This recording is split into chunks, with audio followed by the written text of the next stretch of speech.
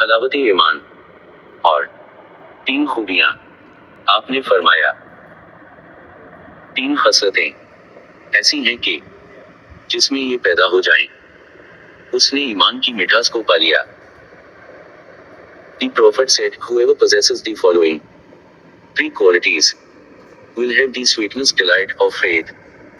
First quality, love for Allah and Muhammad, peace be upon him. अय्योल ये कि अल्लाह और इसका रसूल उसके नजदीक सबसे ज्यादा महबूब बन जाएं। एक, the one to whom Allah and his apostle becomes dearer than anything else. Second quality, सिर्फ और सिर्फ अल्लाह हाँ के लिए मोहब्बत और नफरत रखना।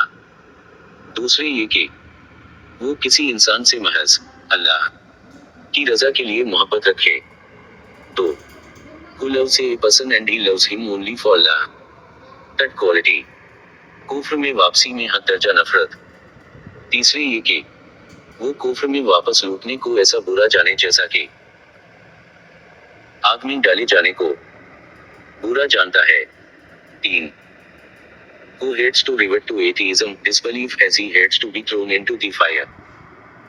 Reference, सही बुखारी किताब ईमान का बयान, बाब ईमान की मिठास के बयान में, हदीस नंबर